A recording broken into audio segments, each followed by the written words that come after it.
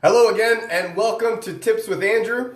I am Andrew Sapiano. Thank you for joining me on this lovely Saturday afternoon. Hope you guys are having an awesome start to the weekend. Hope you guys are ready for some plans. Probably lots of shopping going on. Definitely lots of relaxing happening. And that's the way the weekend should work. But it doesn't always come down to that. What can you do? At least we got some good weather. Everything else will fall into place. That's all that matters.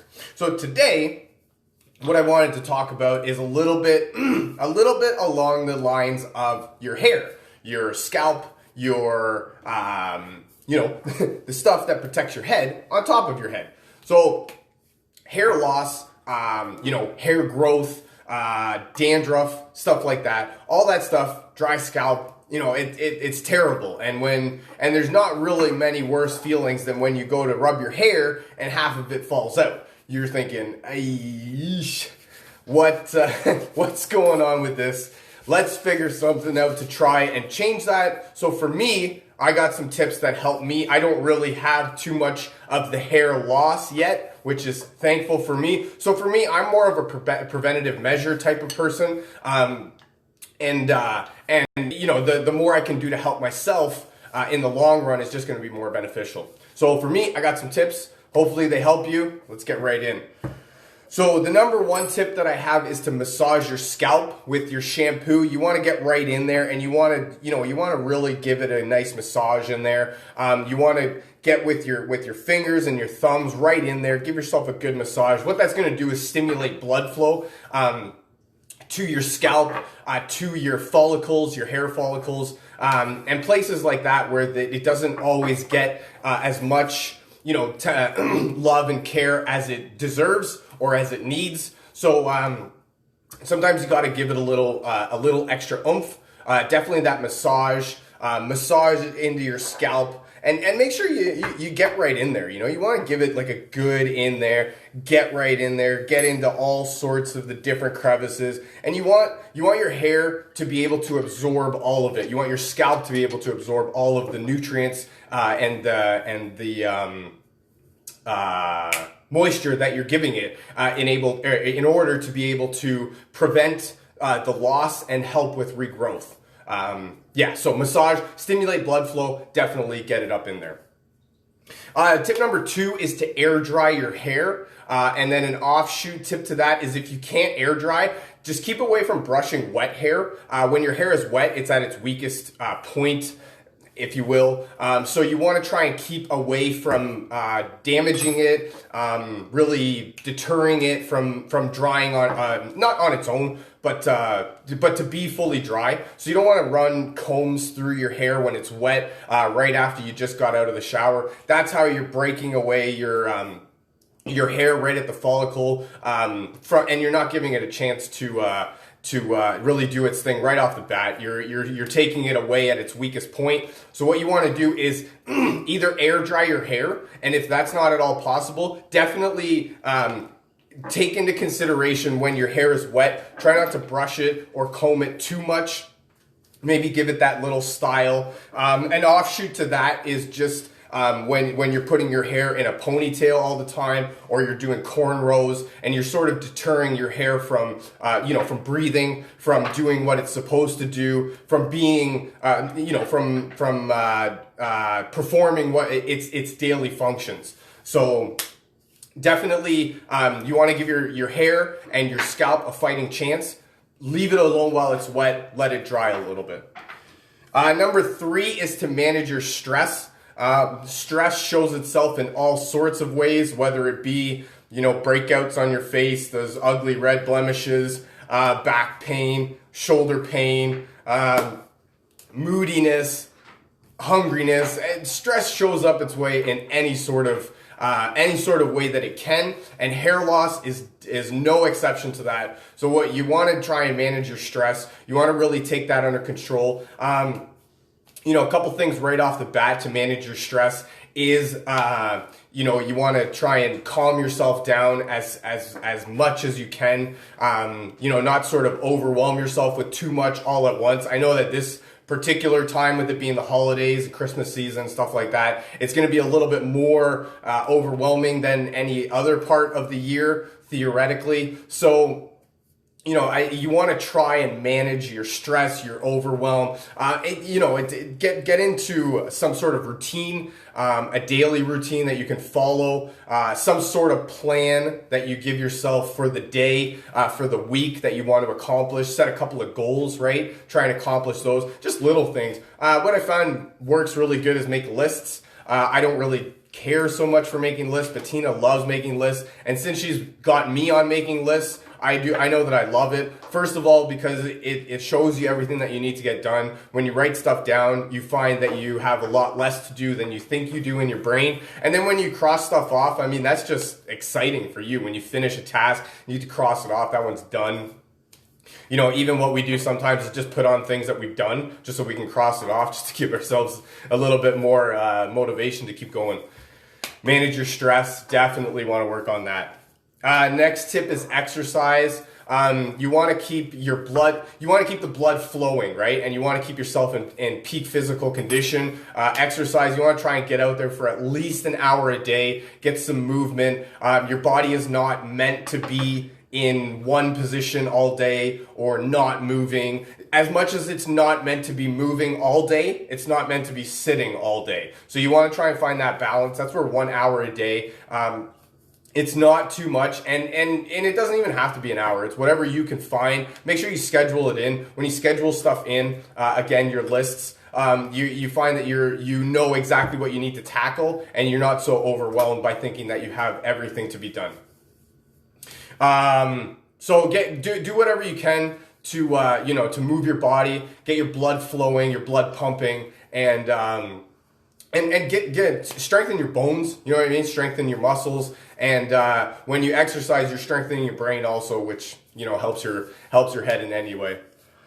To go along with exercise is nutrition. You want to definitely make sure that you're having the proper nutrition. You're eating the proper vitamins and minerals and nutrients that your body needs. When you are eating junk all the time, you're not feeding your body with the essential nutrients that you need to be able to perform at an optimal function, and then that way it's going to manifest itself in any sort of way possible. Back pain, shoulder pain, we talked about, hair loss, irregular bowel movements, loss of sleep. All sorts of stuff happen. It stems from nutrition, because your body needs perfect nutrition in order to be able to perform at an optimal level. So definitely be mindful of your nutrition. To go along with that, my next tip is hydration. You want to make sure that you're having enough water in your system, because your body runs off of water. I believe it's somewhere in the 70% range of water. So if you're not getting enough water, it's definitely going to manifest itself in a whole bunch of things that are not very comfortable in your body. It's going to manifest itself in a whole bunch of discomforting situations, and that's not very fun to deal with. You definitely don't want to be dealing with that. So watch your nutrition. Definitely make sure you're getting your hydration.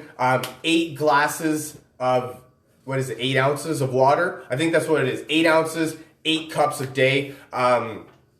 Actually, what you want to be aiming for is half your body weight in water, in ounces, in water. So for me, I'm roughly in the 200-pound range. I'd want to be looking for 100 ounces of water. Maybe that can't be done every day, but definitely do what you can with what you've got. Try and change over any sort of soda drinks that you're drinking, caffeinated beverages that you have, and try and stick strictly to the water, because when your scalp is losing hair, it's being dry, and it's getting dried out, and that is definitely a lack of A, nutrition, and B, hydration. What you want to do in that situation is, even if you can't drink a lot of water, you want to try and be eating foods that are full of water. So watermelon, celery is also a good one. Cucumber is a very good one. These are foods that are all low calorie, high in water, and they will make you fuller faster and be able to give your body the nutrition that it needs.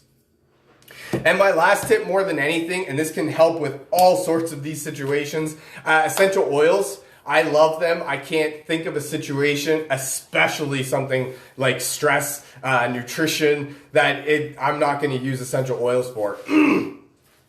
So what you could do is actually, if you don't like the taste of water, I know a lot of people don't like the taste of water, essential oils in your water are definitely a very beneficial way to make sure that you get your water intake, as well as if you put citrus oils in there, it's doing a cleanse and detoxification for your body. That's also going to be amazing. Some of the oils that are great for helping with your hair loss and growth are rosemary. Rosemary is one of the best oils for this. I am currently using this to help with my dry scalp and the flakes that come along with that. So rosemary is definitely one that you want to have on your list of oils that you're using. Another one is lavender. Lavender is all things calming. It's actually one of the most synthesized oils in the world. So people definitely know about the benefits of lavender. A lot of people say that they can't handle the smell of lavender because of how synthesized it is in the world. But that definitely, when you smell pure essential oil, lavender, it's definitely a big difference. And this one is great for, like I said, all things calming. So when you got, head irritation and you're getting really irritated up there, definitely some lavender mixed with some fractionated coconut oil, rub into your head. Another oil that's great is geranium. Geranium is actually known as the poor man's rose. It's got most of the chemical constituents that the oil rose has for a fraction of the cost. And this oil is good for anything. Skin irritations, skin blemishes, hair and scalp benefits, internal benefits, immune benefits, anything that you can think of. Geranium is definitely one that you want to use. For me, I actually don't mind the smell. Tina doesn't really like it, and it's funny because we always bring it up how great it is, and I'm not gonna lie, it does take a little bit of getting used to. But definitely, essential oils, you want to incorporate them. Use them in your scalp massage, put them in your water so that you can switch over from your carbonated drinks, and definitely use them to manage stress. Oh my goodness, the calming benefits of essential oils. Like I said, lavender, all things calming, right there, boom. You got stress, you want to calm it down, right there. Scalp massage, definitely add with some oil. All I'm talking about is a carrier oil, so you can use any sort of cooking oil that you have. What's cooking oil? Jojoba oil, canola oil, olive oil, stuff like that. That's all I got for you for today. Thank you so much for joining me. My tips to help with dry scalp, hair loss, that all sorts of stuff. Massage your scalp. Definitely you want to increase blood flow to there. Air dry your hair. And if you can't air dry, definitely try and comb it or try and leave it alone while it's wet. While it's wet is when it's at its most brittle state. Manage stress. Definitely want to do whatever you can to manage stress. Exercise, nutrition, hydration. Those are all very beneficial for you and your overall health. And then essential oils, for me, they help me more than anything always, and I love them. I definitely suggest them in any sort of situation you have in life. Thank you so much for joining me. You guys have an awesome Saturday evening. I hope you got some value out of this. I know I had some fun making it. Feel free to share this with your friends, a family member, perhaps somebody from your team that you feel needs to hear this. If you'd like to learn more about essential oils or some of this cool stuff that I'm talking about, definitely send me a message, drop me a comment, and we'll get you rocking and rolling. Thank you so much for joining me. You guys have a wonderful Saturday evening, and I look very forward to talking to you again. Bye for now.